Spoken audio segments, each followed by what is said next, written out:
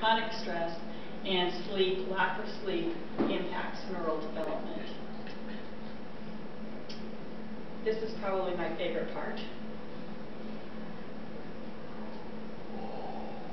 And that is the spiritual relationship to our neurons and our mental health.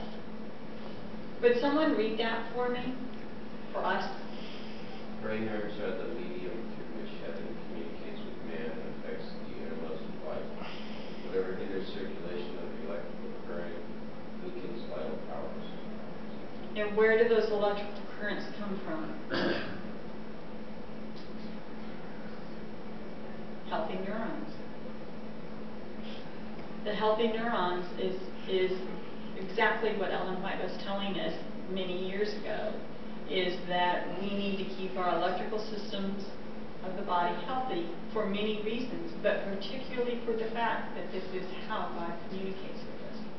And again, what we eat, what we do, how we sleep, how we think, all of it ties in back to our relationship with God. And I particularly chose this picture for a reason too. Can anybody tell me what that is? Oh, you have to know what that is. Cocoon of some kind? It is a cocoon. It happens to be a monarch butterfly cocoon. Can you tell me what happens when the caterpillar goes into this cocoon? Changes to a butterfly. Yes, it does. But I found this very interesting, and it might be surprising to you. I was very surprised. When the butterfly or the caterpillar goes into this cocoon, the body reabsorbs into itself into one single undifferentiated stem cell, and then it starts the process of rebuilding, transforming again. From the ground up. From the ground up. And so then we end up with a butterfly. And this is what our transformation is like. You know, when God says that He will change us, He literally changes us from the stem cells out. And that's both in reality and theoretically. So, could I get someone else to read this for me? I love volunteers. I plead with you to give your bodies to God because all He has done for you. Let them be a living and holy sacrifice, the kind He will find acceptable. This is truly the way to worship Him.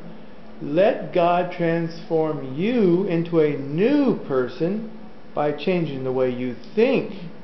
Then you will learn to know God's will for you, which is good and pleasing and perfect. Romans 12, 1-2. That also tells me to think we need healthy hippocampal neurons, brain cells. To learn, we also have to have those. So everything that we do ties back to our ability to communicate with God. Now for some final words. You didn't think we were going to get here, did you? I'd like you to imagine for a moment, just for a moment, that you saw this picture and 30 seconds later you couldn't remember it. Or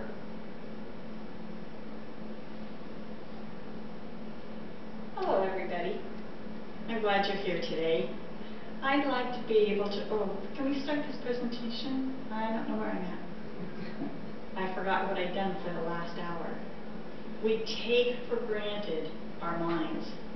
We take for granted what we do to keep our minds healthy. And it's great, and I'm a strong proponent of all of the programs that we have for preventive care for our physical health. But I'd like us to take for a moment and consider looking at it from a different perspective. Yes, we know how to eat healthfully, and yes, we know how to exercise moderately. We know that memorizing Bible verses is important, but let's think about what that's doing to our mind, not just our body.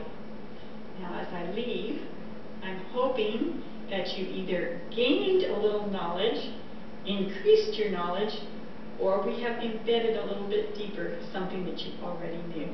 Thank you.